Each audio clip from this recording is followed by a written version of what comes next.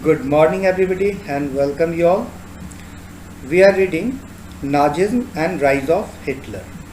Till now, we came to know after the First World War, Hitler joined DAP, German Workers' Party, soon become supreme leader of this party, and after that, he renamed, he add NS, National Socialist, to DAP, German Workers' Party. So now DAP is known as National Socialist German Workers' Party.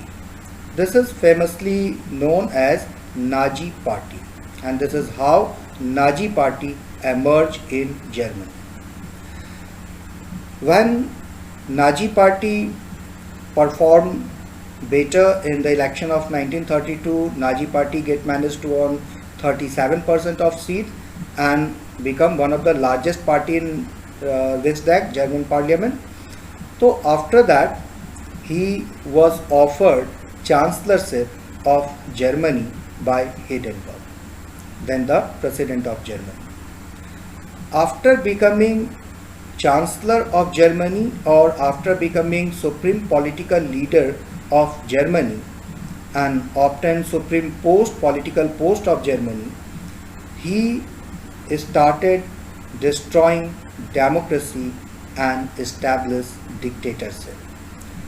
So in this video, we are going to read how democracy was dismantled by Hitler and how Hitler established dictatorship in Germany. We also will focus that when Hitler became dictator of Germany, what were his course of action, and also we will analyze that why it is being said Germany was responsible for the Second World War. So 2.1, the destruction of democracy. On 30 January 1933, President Hindenburg offered the chancellorship, the highest position in the cabinet of ministers, to Hitler.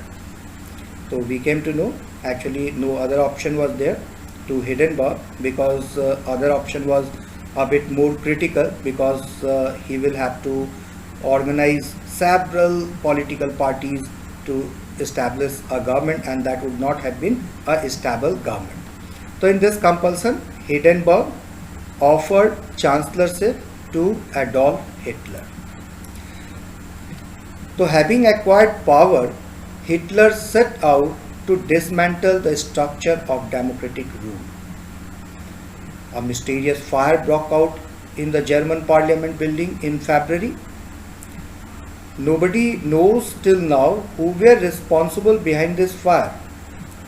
That's why it is considered mysterious. So a mysterious fire broke out, and actually Hitler blamed the communists during that time to be involved in such kind of deed. Historian used to say Hitler was behind this fire, but no proof is there. Whatever investigation occurred during that time, nobody was blamed for this fire. So actually that's why it is being assumed by the historian that Hitler might himself were involved, because he will have to curb his political opponent, and this incident was utilized by him to dismantle democracy as well as to curb his political opponent, and the greatest during that time was the communist. So that's why Hitler blamed communists to be involved in this mysterious fire. Now the fire decree was announced after that on 28 February 1933, indefinitely Anantakal tak suspended civil right like freedom of speech, freedom of press, freedom of assemble at a place, and that had been guaranteed by the Weimar Constitution. So actually civil right of the people were curbed, and on the name of this fire and to suppress the communists, severe repression begins against the communists. तो इस fire का बहाना बनाया गया, but mainly the main motto, main objective of Hitler was to curb the communists. Now then he turned on his arch enemies, the communists. most of whom were hurriedly packed off to the newly established concentration camps. You already would have listened about concentration camp, a camp where people were isolated and detained without due process of law. Typically, it was surrounded by electrified barbed wire fence, or severe suppression of people occurred in this concentration camps. So then he turned on his arch enemies, the communists, most of whom were hurriedly packed off the newly established concentration camps. Now the repression of the communists was severe. Out of the surviving 6,808 arrest file of Dusseldorf, एक cities का सिर्फ example लें Dusseldorf का, तो a small city of 500,000 population, जिसमें 1,440 were those of communist alone. 6,808 व्यक्तियों को arrest किया गया, जिसमें 1,440 were communist. So we could anticipate that this repression was going on against the communists, targeting them. They were, however, only one among the 52 types of victims persecuted by the Nazi across the countries. So actually we will came to know later on in this chapter that what was Nazi propaganda and how and who were who become victim of Nazis propaganda. Now on 3rd March 1933, the famous Enabling Act was passed. So systematically you could see the 5 degree come on 28th February 1933. After that, an Enabling Act was passed by the Parliament on 3rd March 1933. What was this Enabling Act? So this act was passed on 3rd March 1933. It established dictatorship in Germany. It established dictatorship in Germany. It gave Hitler all powers to sideline parliament and rule by decree. All political parties and trade unions were banned except for the Nazi Party and its affiliates. The state established complete control over the economy, media, army and judiciary. So you could say it was the Enabling Act of 3rd March 1933 that established dictatorship in Germany. Now at the risk of appearing to talk nonsense, I tell you that the National Socialist movement will go on for thousands of years. Don't forget how people laughed at me 15 years ago when I declared that one day I would govern Germany. This was the statement of Hitler after establishing dictatorship in Germany. Now special surveillance and security forces were created to control and order society in ways that the Nazis wanted. The Stormtroop, SS, Gestapos, means the secret police. So apart from the already existing regular police in green uniform and the stormtroopers, जो पहले से ऐसे force एक हुआ करता था, this include the Gestapo, Secret State Police of Germany were called Gestapo. Secret State Police in Germany were called Gestapo. The SS, the Protection Squad of Germany, Criminal Police and the Security Services SD.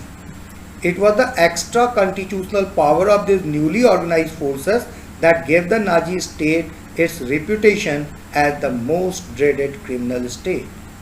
So means several such kind of secret police was formed, and immense power was given to this secret police. That means he did not have to take order to even shoot anybody, even to kill anybody, even to arrest anybody. So extensive power was given to this secret police, to this Gestapos, and several kind of new apart from regular police, several kind of such troops were made, and the main motto of this troop to spread Nazis propaganda and to strengthen Nazis and to curb the political opponent and enemies. Now people could now be detained in Gestapo's torture chambers, rounded up and sent to concentration camps, deported at will, not according to law, or arrested without any legal procedure. The police force acquired power to rule with impunity. Rule tha. Now let's see whatever such kind of repression was going on in Germany. So actually Hitler came to power. What he said to the people, I have the solution of all the German problems. I will give you employment. I will improve the economic condition of Germany. I will take the revenge of Treaty of Versailles. I will give you your lost dignity. I will restore the dignity of German people.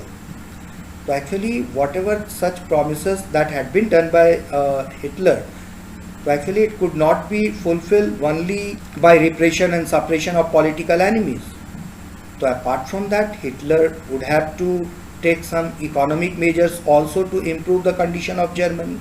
And also Hitler was sensible towards that he will have to improve economic condition of Germany. And for that, some reconstruction work also was taken up by Adolf Hitler to improve economic structure or economic condition of Germany. So what were the reconstruction work that was being done by Hitler? So few examples, Hitler assigned the responsibility of economic recovery to then the German economist Hjalmar Schacht, who aimed at full production and full employment. So on the basis of this philosophy, full production and full employment. Full employment means this is economic term. Full employment means not employment of only human being, to provide employment to all person, no. Full employment, that means whatever resources they have, to utilize all those resources and efficient and utmost utilization of all those available resources. Utmost and efficient utilization of all those available resources. So Hjalmar Schacht aimed at full production and full employment through a state-funded work creation program. Whatever amount or fund is needed, the state will provide all this fund. State-funded work creation program. So very positive impact was there of all those economic measures that was taken by Hjalmar Schacht. And during that time, Volkswagen, one of the famous German car company, that was established during that time. So this project produced the famous German superhighway. This superhighway also was creation of Hjalmar Schacht during that time, and also world renowned automobile factory was established. It was Volkswagen. So during that time, Volkswagen used to produce affordable cars, and it was propagated that even common people, now it is not dream of even common people to buy a car in Germany. Now in foreign policy also, Hitler acquired quick success. So he pulled out of the League of Nations in 1933. So actually we know that after First World War, to restrict such kind of war, such kind of destruction, such kind of loss of property and human beings, so international organization, League of Nations was formed after the First World War. Germany also was part of that League of Nations, but in 1933 when Hitler rise to power, then he pulled out of the League of Nations in 1933. After that, he reoccupied the Rhineland in 1936. Even he integrated Austria and Germany under the slogan one people, one empire and one leader in 1938. And apart from that, several reasons that was taken away from Germany in Treaty of Versailles, one by one Hitler started taking back all those territories. So various small territories was included into Germany. In all this, he had the unspoken support of England, which had considered the Versailles verdict too harsh. और England ही क्यों, ये जो अभी up to even 1938 whatever invasion was being done by Hitler, no European countries intervene into this matter, whether it is France, USA, Russia, even England. Especially they don't want to indulge into similar kind of situation that occurred in the First World War.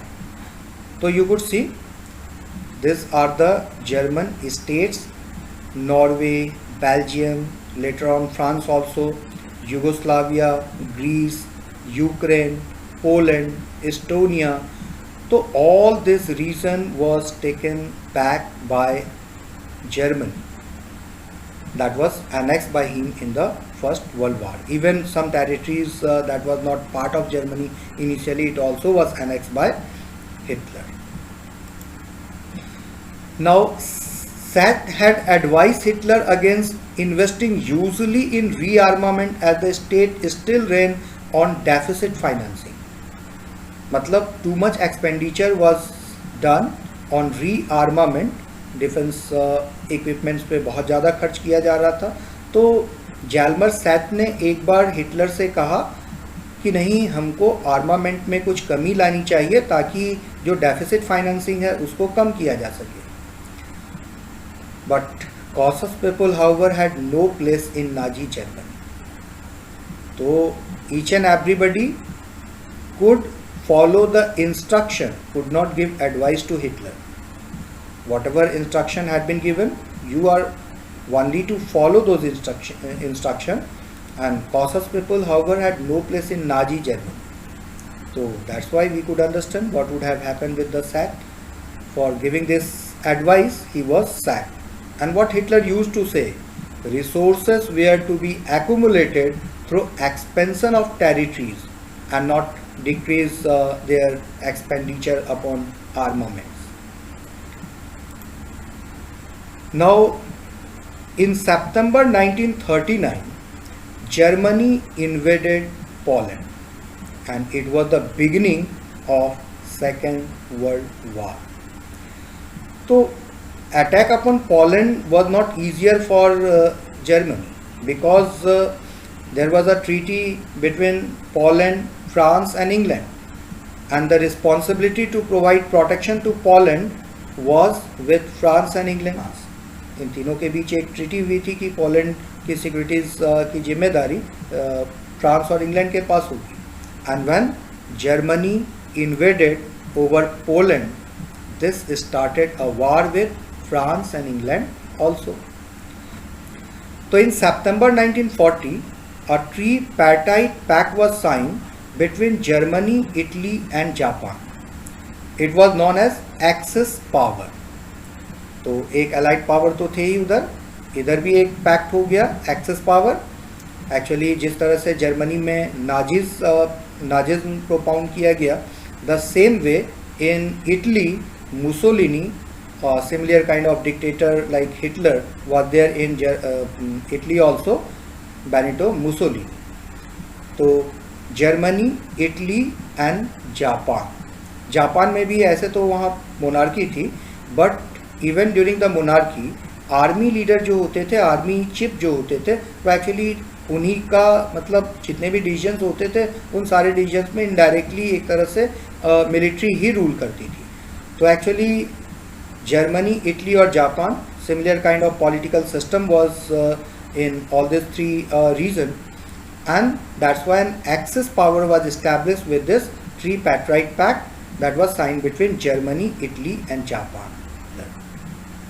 So by the end of 1940s, almost half of the region of Europe was conquered by Hitler, and Hitler was at the pinnacle of his power. After that, Hitler now moved to achieve his long-term aim of conquering Eastern Europe. He wanted to ensure food supply and living space for Germany. He attacked the Soviet Union in June 1941. तो he believe German people को living space चाहिए, तो कहाँ मिलेगा? Large space is there in Russia. तो under this theory कि German people need living space and for that he invaded over Russia. But it was the greatest blunder that was done by Hitler.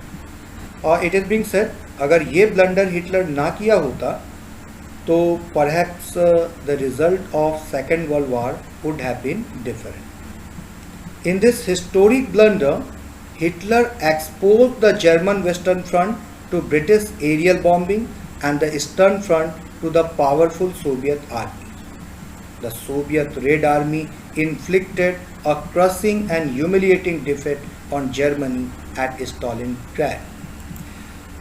So actually this was considered as greatest blunder because, let's see, German army already were fighting with Britain in its Western Front, and this fighting was going long. It is being believed by historians कि if Germany would have continued, France already had been defeated by Germany initially. France already had been defeated. Now Britain was about to surrender, but without any result. Hitler suspended war with Great Britain initially, and when Hitler attacked over Russia, so large number of German army come to its eastern front to fight Russia, but Great Britain took advantage of this position and strengthen his, मतलब इसका advantage great Britain ने लिया, and he once again strengthen its position in the eastern front. तो अब Germany को दोनों front पे लड़ना पड़ रहा था, ईस्टर्न फ्रंट पे रसिया से और वेस्टर्न फ्रंट पे ग्रेट ब्रिटेन से. एंड ये जो जर्मनी की आर्मी डिवाइडेड हो गई दोनों फ्रंट पे, तो it become difficult for German army to defeat Russia. And also it was not anticipated by Hitler that their army could not bear the extreme cold of the Russian region, and that also was one of the reasons that they will have to retreat. And when German army retreated, Russian forces pass and reach up to even heart of Berlin, and that was the time when Hitler shoot himself. कि जब Russian army धीरे धीरे Berlin तक पहुंच गई और जब army के आने का जो बम और इन सब का जब बंकर्स में फील होने लगा, तो there were no other option. Hitler, Goebbels, his family, Eva Braun, all then collectively suicide.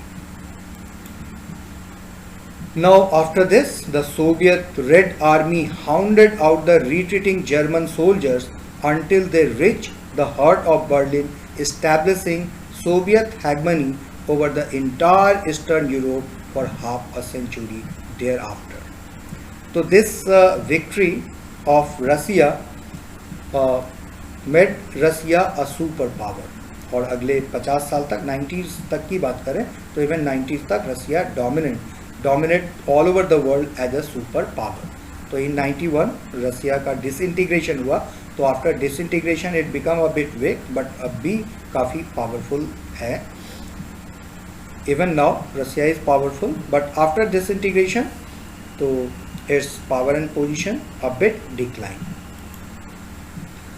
Now meanwhile the USA had resisted involvement in the war. अभी तक यूएसए को युद्ध से कोई मतलब नहीं था, बट जापान बहुत सारे एशियन कॉलोनीज़ को जीत चुका था और अपने में मिला चुका.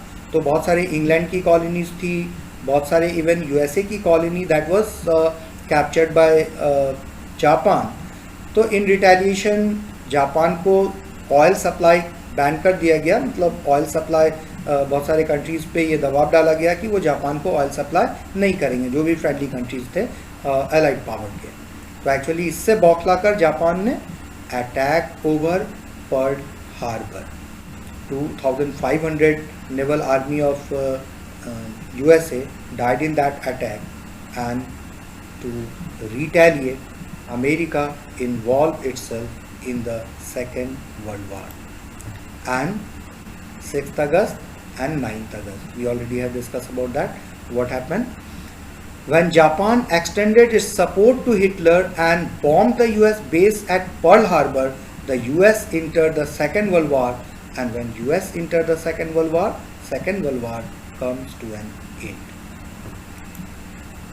So, from this brief account of what happened in the Second World War, we now return to Helmuth and his father's story, a story of Nazi criminality during the war.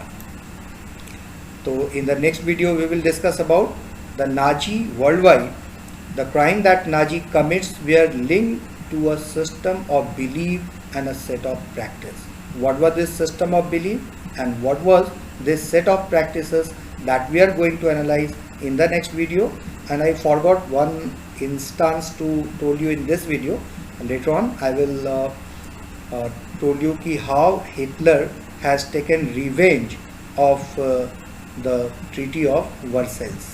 तो जो ट्रेन की बात बताए थे, तो actually उसी train में उसी जगह पे फ्रांस के डेलीगेट्स को व्हेन हिटलर डिफीटेड फ्रांस, तो आफ्टर दैट फ्रांस के साथ उसी जगह पे उसी ट्रेन से डेलीगेट्स को बुलाया गया and treaty was done, surrender पत्र जो था मतलब उस पर साइन करवाया गया फ्रांस से. So actually it was being done to take revenge of the Treaty of Versailles by Hitler. So that's all for this video. Have a nice day and thanks for watching. Thank you.